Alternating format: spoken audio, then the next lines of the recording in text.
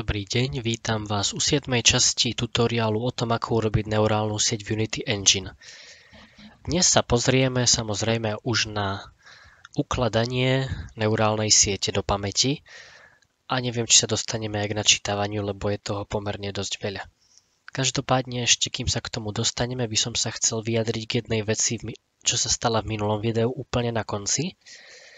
Ak tak si to video pustíte a pozrite si poslednú minútu, v poslednom zábere bolo vidno, že autá v tejto časti, všetky, ktoré sa ňou snažili prejsť, tak umreli. Všetky autá, ktoré tadiaľto išli a namiesto toho, aby odbočili doprava, odbočili doľava z ich pohľadu a nabúrali. Keď som si video púšťal znova, čo som natočil vtedy, tak som si túto vec všimol a myslím si, že by to mohlo mať za následok takzvané až prílišné trénovanie. Je to taká vec zaujímavá, ktorú by som tu asi mal spomenúť a síce, že predstavte si, že vy v našom projekte tu sa učia autička jazdiť. Čím dlhšie sa učia jazdiť, tým im to ide lepšie. To je táto krivka. A je to až do momentu, kým sa dostaneme do tohto bodu. Pretože v tomto bode vy tie autička určite trénujete preto, aby ste ich nepoužili iba pre túto dráhu. Čakáte, že keď ich naučíte jazdiť na tejto dráhe, tak budú vedieť šoférovať aj na iných. Ale od tohto bodu sa stáva to, že na tejto dráhe, na ktorej ich vzdelávate, stále jazdia lepšie a lepšie a lepšie. To je táto krivka. Avšak kebyže ich dáte do inej dráhy, tak zrazu budú jazdiť horšie a horšie. Dá sa to prirovnať trochu k memorovaniu. Predstavte si, že sa memorujete na písomku, viete na ňu otázky, drvíte sa tie otázky, drvíte, lebo si myslíte, že presne tie na písomke budú. Viete ich dokonalo, keby na tej písomke boli, tak máte jednotku s hviezdičkou, ale učiteľka tam dá zrazu iné otázky a vy neviete ani ťuka. Podobne je to aj s tým autíčkom, že ono vie už potom stále lepšie a lepšie tú svoju dráhu prejsť, avšak keď mu dáte niečo iné, tak už sa zhoršuje. Na internete je o tom tiež pár článkov a videí, aj keď už sa ťažšie hľadajú, ale je to tzv. Prílišné memorovanie teda. Dobre, to bolo k tomu a môžeme sa tým pádom, myslím, vrhnúť na ukladanie. Otvoríme si teda náš skript genetický algoritmus a ideme na to. Vytvoríme si novú funkciu.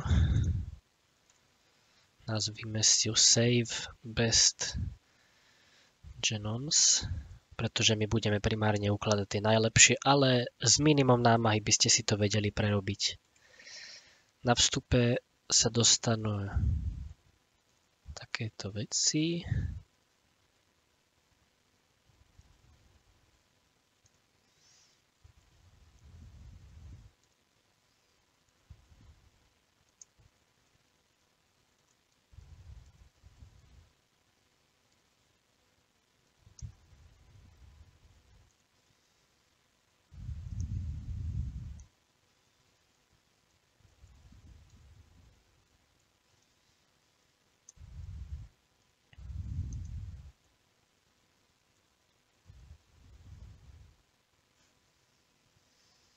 Na vstupe sa dostanú, ja mám tu napísané najlepšie spoje, teda od tých najlepších jedincov a najlepšie biasy od tých najlepších jedincov.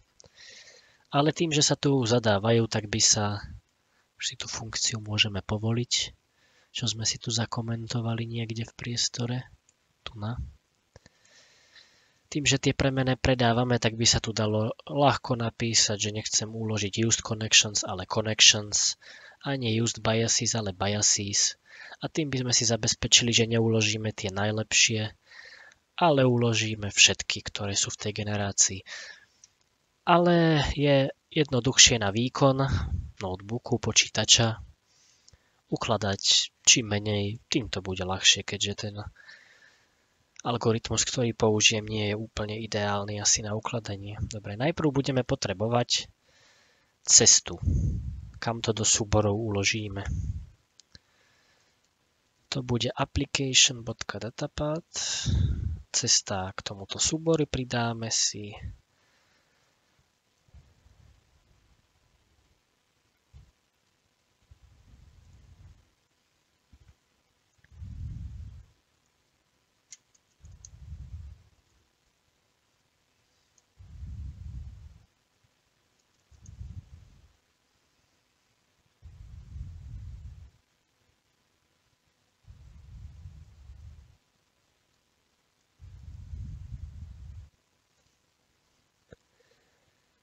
v našej ceste k nášmu projektu, tak tam sa vytvorí nový priečinok Generation Best a v ňom budeme chcieť, aby sa vytvoril súboj s názvom Save, za tým číslo generácie a ďalej generation.text. Čiže tu sa vytvorí nový priečinok s tým našim názvom a do ňo sa budú nahadzovať. Pokiaľ ten priečinok neexistuje, tak sa vytvorí. Teraz si zavedieme novú premenu text to save. Do tejto premenej nahodíme úplne všetko, čo chceme uložiť. Možno som to mohol spomenúť skôr, ale určite vám doplo, že budeme všetko ukladať už do textového súboru. Príde mi to také... Iný spôsob ma nenapadá, asi tak by som to povedal. Čo uložíme na úvod? Tento príkaz bude veľmi dlhý. Aktuálnu generáciu, ale o jedno znížené. To by ste zistili, že vám... Ale nie vlastne o jedno zvýšené. Že niečo by nešmakovalo, keby ste si to len tak urobili. Iba current generation. Niekde tu mám buď to skôr alebo neskôr pri počítavaní alebo odčítavaní a kvôli tomu si musím dať +1, lebo analogia je taká, že keby som chcel ukladať na konci 0. generácie, tak uložím z nej 20 najlepších a automaticky, keď sa projekt načíta, tak sa pregenerujú do prvej generácie. Preto to ukladám ako jedno zvýšené. Dobre, najprv sa uloží súčasná generácia. Na oddeľovanie použijeme bodkočiarku jednotlivých, teraz údajov. To je veľmi dôležité si vybrať, čím budeme oddeľovať pri ukladaní, aby sme to potom vedeli načítať. Následne si uložíme genómy v generácii. Teraz preskočím, lebo je to dosť dlhé a potom to vysvetlím zasa. Pardon, že som preskočil a napísal to bez vás, ale nechcel som sa seknúť na videu, teraz len poviem. Bohužiaľ musíme všetko uložiť ručne po jednom, takže najprv tu máme súčasnú generáciu, oddelíme s bodkočiarkou všetko, ďalej genómy v generácii, genómy na skríženie koľko, mutácia biasov, ukladám si iba 3/10 čísla, rovnako tak mutácia spojov, to je voliteľné, kľudne si dajte 2/10 čísla, kľudne 10, minimálna hodnota spojov, maximálna hodnota spojov, minimálna hodnota biasov, maximálna hodnota biasov, počet vstupov, počet výstupov. A na záver nedáme bodkočiarku, ale dáme takýto znak AND, aby sme, ja som to nazval common data, také bežné dáta, oddelili od ostatných nejakým dobrým znakom. Dobre, teraz môžeme pokračovať. Teraz si uložíme jednotlivé vrstvy neurónov, aby bolo jasné, koľko neurónov je v ktorej vrstve. Teraz som si tu napísal na začiatku poznámku, že nie je uložené. Nie je uložená iba ten počet vrstiev. Čiže keby ste chceli načítať projekt, ktorý má 4 vrstvy neurónov, tak musíte ručne tu zadať, že sú 4 tie vrstvy. Môžem ukázať v editore. Toto myslím, že kebyže načítavate, tak tu nám musíte zadať ručne 4. Toto je jediná vec, ktorú neukladám. Potom už sa tu čísla dohodia, ale koľko sa ich dohodí, treba zadať ručne. Dobre, to bola tá vsúka, lebo to už by bolo moc komplikované a nechcem to zbytočne. A ani sa často podľa mňa stávať nebude, že by ste v jednej scéne robili 2 projekty, skôr si vytvoríte novú scénu a tam ďalší skript a ono to bude fungovať.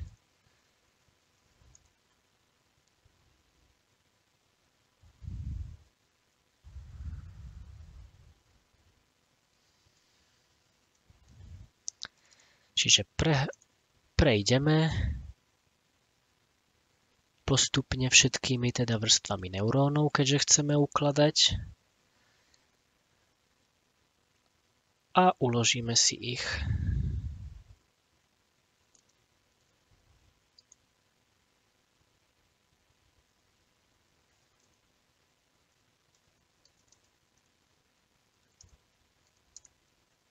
napíšem, potom poviem, prečo to tu delím na dve časti.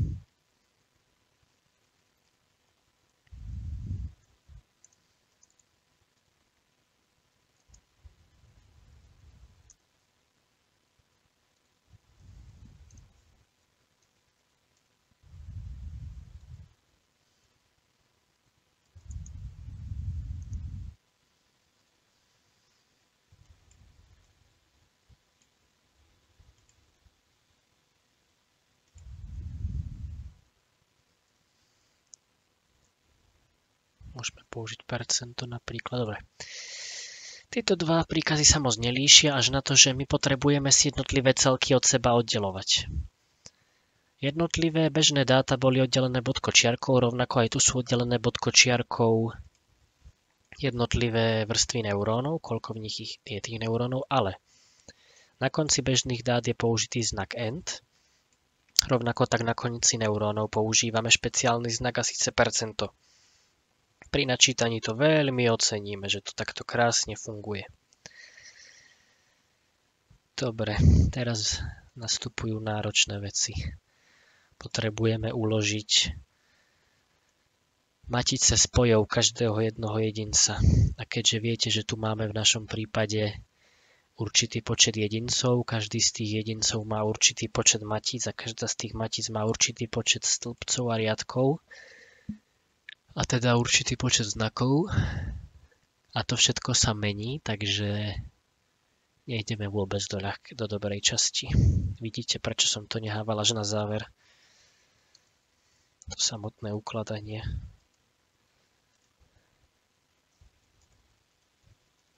Na druhú stranu, nikde som na internete nenašiel na toto návod a podľa mňa to každý ocení.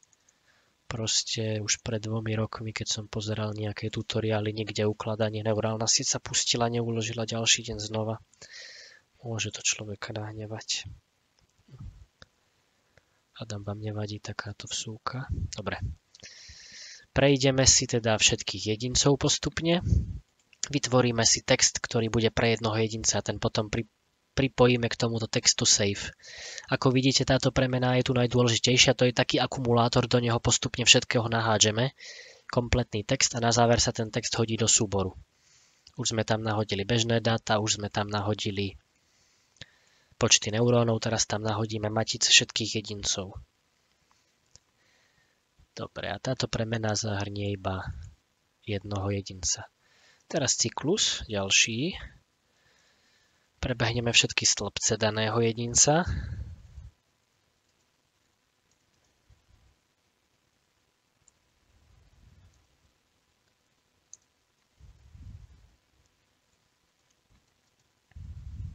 Opäť tu máme menší alebo rovný. Z toho dôvodu, že máme o jeden stĺpec viac matíc ako neurónov. Teraz budeme musieť prebehnúť všetky neuróny, všetky hodnoty, budeme musieť prebehnúť všetky hodnoty v danej matici.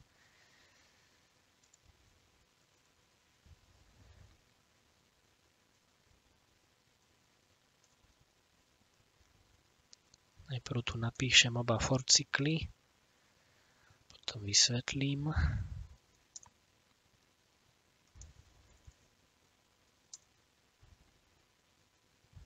Má byť row count.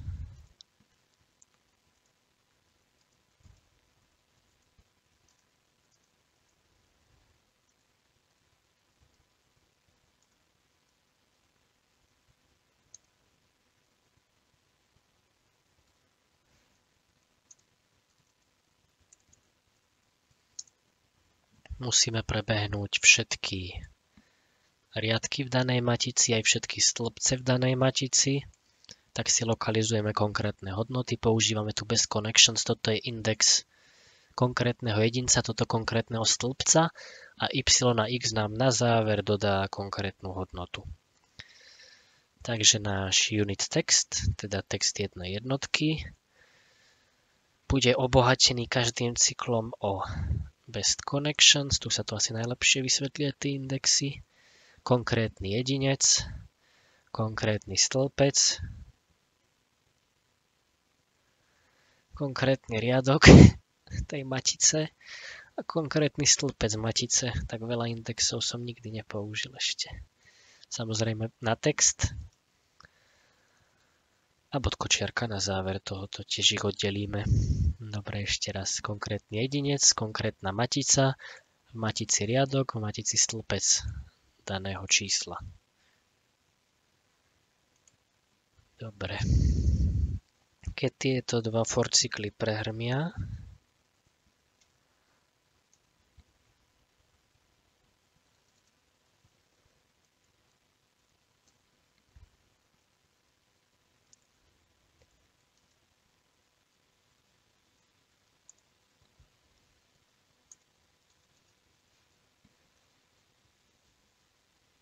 keď tieto dva cykly prehrmia, tak odstránime posledný znak z nášho unit text.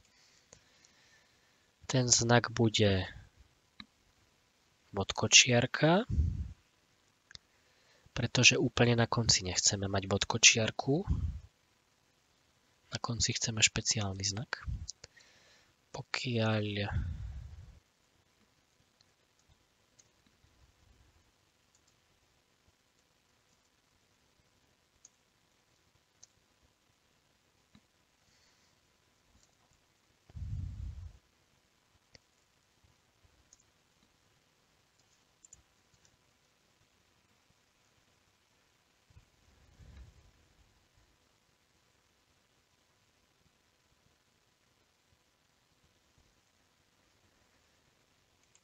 mám tu takúto podmienku, že pokiaľ nie sme na poslednej matici, tak tam dáme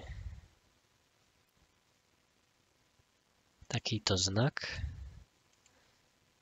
Pokiaľ budeme na poslednej, tak dáme iný. Viete čo, ale aby to bolo krajšie, ma len tak bokom napadlo, dáme si tu takto a zakomentujeme si. Zakomentujeme si tu, že matice sú oddelené mriežkou jednotlivé.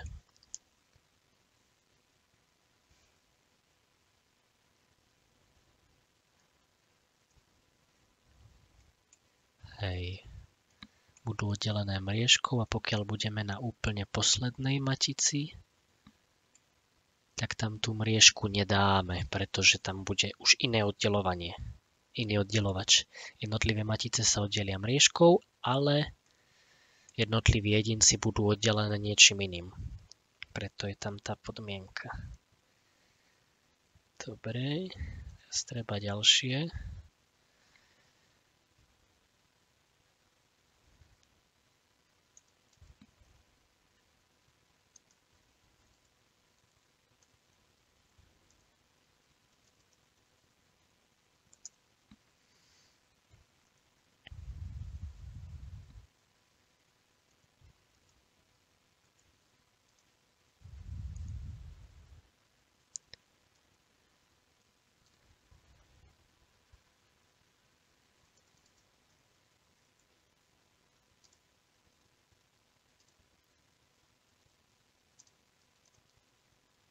Dobre, ďalší oddelovač, keď skončíme s jedným jedincom, bude oddelovať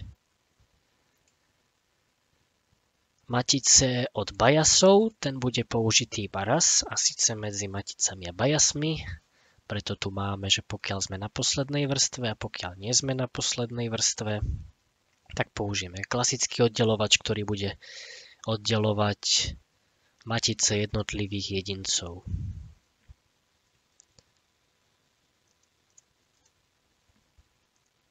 Môžeme použiť napríklad takéto zvislítko. Tiež si tu môžeme dať komentár.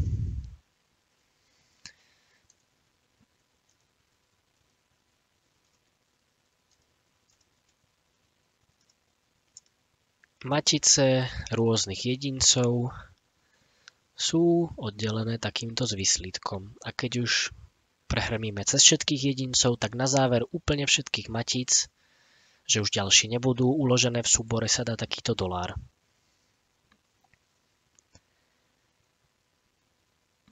A na záver tohoto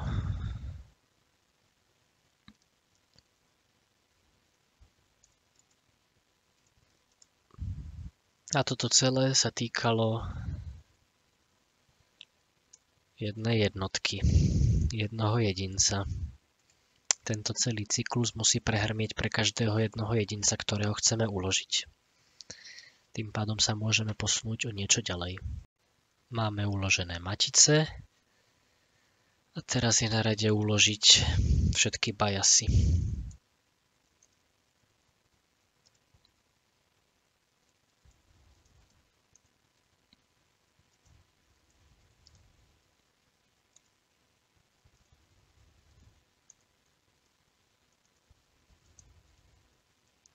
Tu už nemáme menší alebo rovný, tu máme iba menší, lebo stĺpcov s bajasmi je menej ako tých s maticami.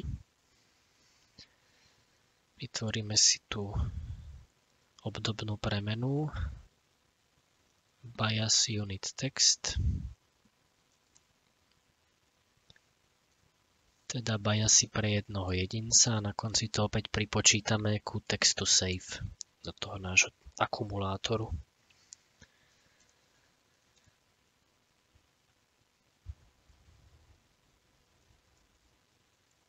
Čiže musíme prejsť všetky stĺpce.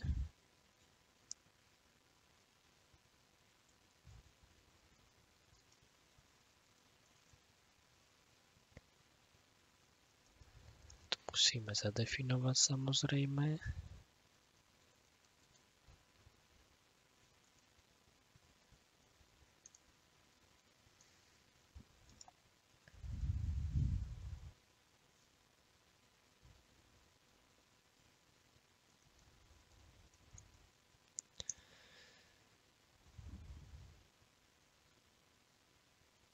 Niečo tu mám očividne zle. Bias kolumn sa rovná 0, podkočiarka bias kolumny menší ako... Aha, tu. Paráda. Čiže ešte raz, pre všetkých jedincov, pre každý stĺpec sa stane to, že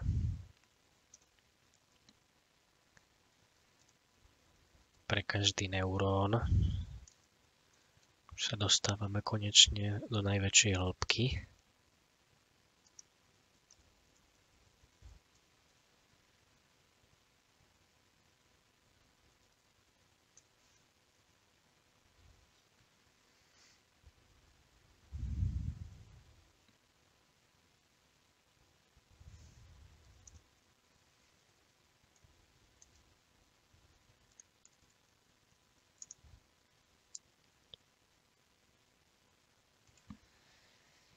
No.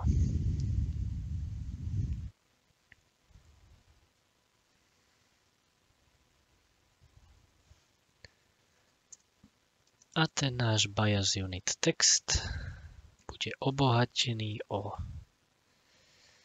najlepšie biasy.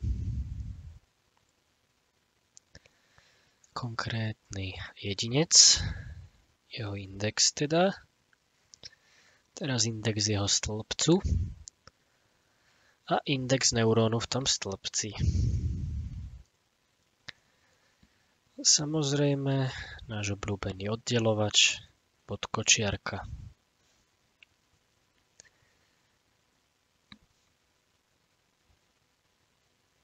Teraz na konci každého stĺpca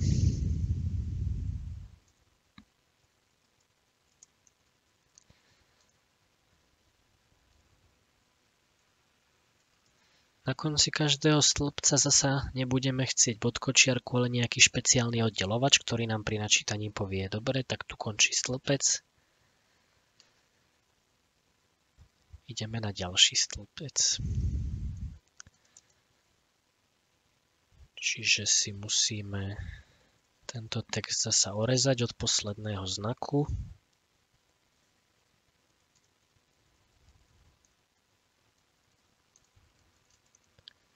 A na záver namiesto neho pridať nejaký iný znak.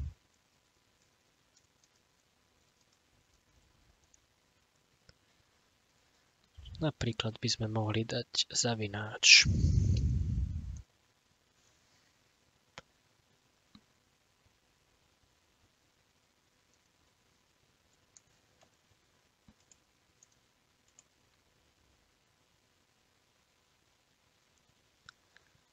V opačnom prípade táto časť bude rovnaká.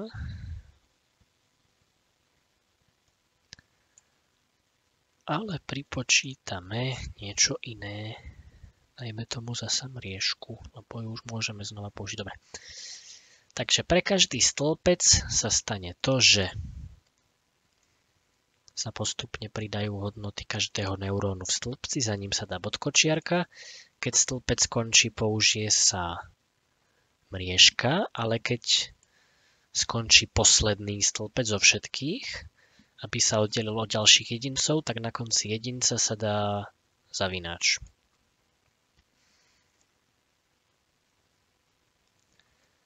Dobre, z tohto cyklu konkrétne sa môžeme vyzuť tým pádom. Môžeme sa pohnúť k ďalšej podmienke. Pokiaľ bias sa rovná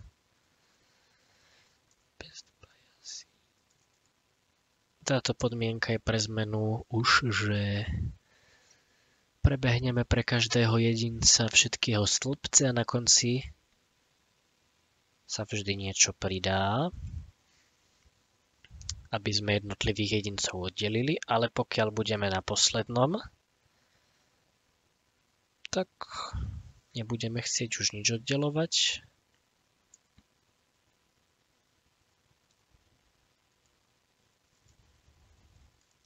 Takže si to, čo sme tu napridali, odstránime týmto.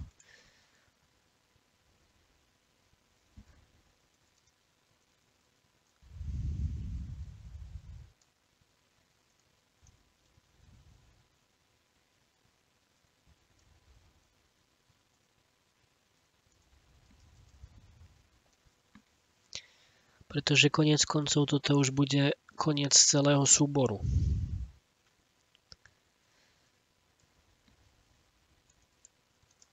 A pridáme si tú jednotku. Lebo viete, ten súbor bude celkom veľký a keď sú jednotlivé stĺpce a jednotliví jedinci oddelení nejakým znakom, tak vy ten znak nemôžete dať aj na koniec. To by pri rozdeľovaní podľa toho znaku robilo šarapatu. Môžem vám tu nadať príklad. Máte nejakého jedinca, oddelíte, neviem, čo sme tam mali za znak, dajme tomu bodkočiarkou, ďalší jedinec, bodkočiarka, ďalší jedinec, bodkočiarka, ďalší jedinec a to je posledný, za ním sa dá iba bodkočiarka a nič viac. Tak keď pre program dáte rozdiel jedincov podľa bodkočiarky, tak zobere prvého, druhého, tretieho, štvrtého a toto zobere prázdny text, v ktorom nič není, ale bere ho ako jedinca a tam by vznikla chyba. To je dôvod, prečo musíme vždy z konca odstrániť posledný znak, pretože my ho tu pridávame. Dobre, táto časť tým pádom bola zameraná na biasy. Táto vyššie bola zameraná na spoje. A posledná vec, ktorá nás čaká, je uloženie textu. Dúfam, že to dávam na dobré miesto pri tom počte zátvoriek, ale vyzerá, že hej. Musíme si ešte predtým, než to uložíme, skontrolovať, či ten súbor už neexistuje s rovnakým názvom, pokiaľ projekt púšťame druhýkrát. Pokiaľ ten súbor existuje, potrebujeme si vytvoriť miesto pre ten náš nový. Takže musíme vymazať pôvodný. A na záver uloženie. File.append all text.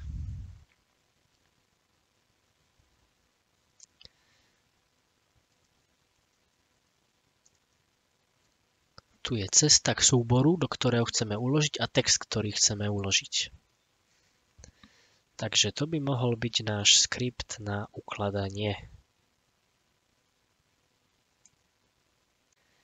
Môžeme sa voľným okom pozrieť, či funguje.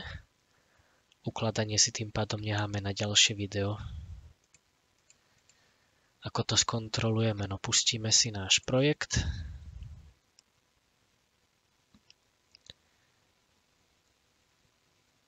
A niečo je zlé. Nejaká chyba nastala. Problém by mohol byť, že to nie je, ako som predpokladal, že si sám vytvorí priečinok. Tak skúsime ho vytvoriť a zapnúť to znova.